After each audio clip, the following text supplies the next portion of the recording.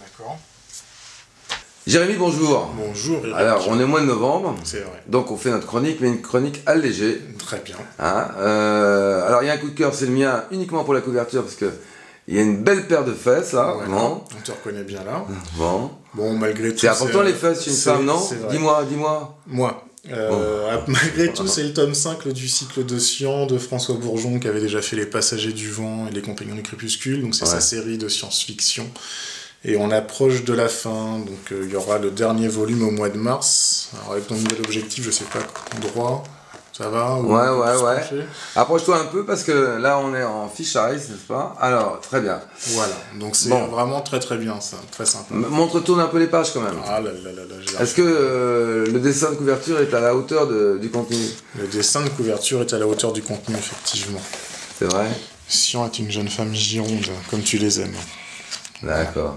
Non, moi, tu sais, mon cœur va ailleurs. Je sais. Bon. Mais ça t'empêche pas. Bon. Bref. Donc alors... voilà, on est sur cette saga SF donc, qui est vraiment très très bien faite. Voilà. Ok.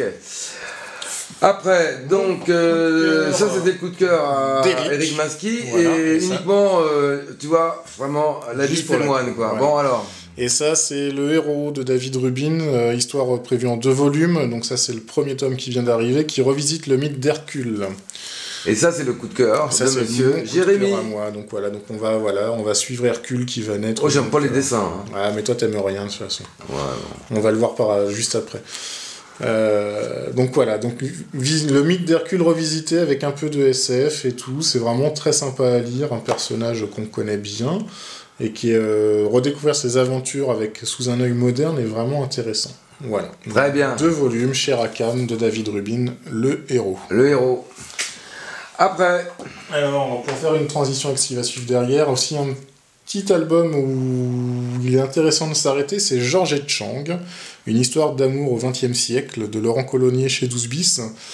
Et en fait, c'est la rencontre de Georges Rémy alias Hergé, créateur de Tintin, et de Chang qu'on découvre dans le Lotus Bleu et qu'on redécouvre ensuite dans Tintin au Tibet.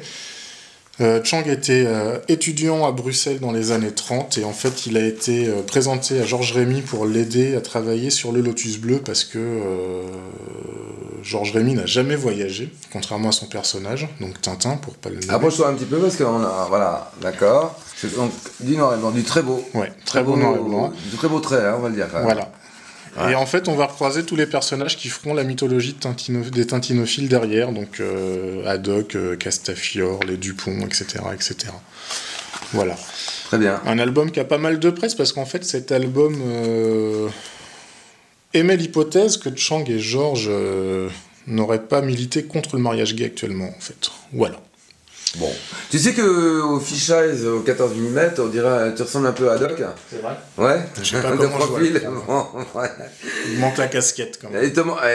C'est une idée, la prochaine fois, on t'habillera en Capitaine Haddock. Alors justement, on va reparler de grands classiques que tu n'aimes pas, mais qui ont bercé mon enfance, et pour moi, c'est la référence de la référence de la référence de la BD, n'est-ce pas? Ah, mais je retiens pas, je sais qu'Hergé a apporté beaucoup, et que... Hergé a apporté tout, voilà. Bon. Parce que je te propose de tenir la caméra, que tu viennes en parler devant. Ben ouais, non, mais je peux pas, là. Pourquoi? Bah, j'ai pas mon assistante, alors coucou, je suis là, mais je suis derrière.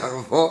Alors, représente bien les Picaros. On va faire dans le désordre. Voilà. Donc, les Picaros, c'est le dernier album achevé de Hergé, qui date de 73, qui est le plus moderne, parce que Tintin a troqué son pantalon de golfeur par un blue jeans, et en plus, on est en pleine révolution communiste dans l'Amazonie. Alors, on a après, oui, le Temple du Soleil qui est célébrissime. Alors, on va pas remontrer l'intérieur. Hein, non, parce que tout le monde connaît. Rappelle les prix. C'est 10,95 € pièces. C'est cher pour les Tintins. Je crois que les droits ont largement été amortis depuis le temps. Enfin bref, c'est pas moi qui décide. Ce sont les héritiers de la famille. Alors après... Et après, L'Oreille cassée, qui est la première incursion de Tintin en Amérique du Sud. On rappelle quand même que Tintin était très très proche du journalisme reporter de BD, on va dire. hein, en BD, et qu'il y a beaucoup de réalisme dans Tintin, et quelque part visionnaire pour pas mal de choses. Non, mais c'est vrai. Et comme la Lune. C'est vrai. Hein, à bientôt. Qu'est-ce que tu nous prépares pour le mois prochain en sélection? C'est Noël qui approche, donc une sélection de Noël. On fait du Noël? Ouais. À bientôt pour le Noël. Des beaux livres.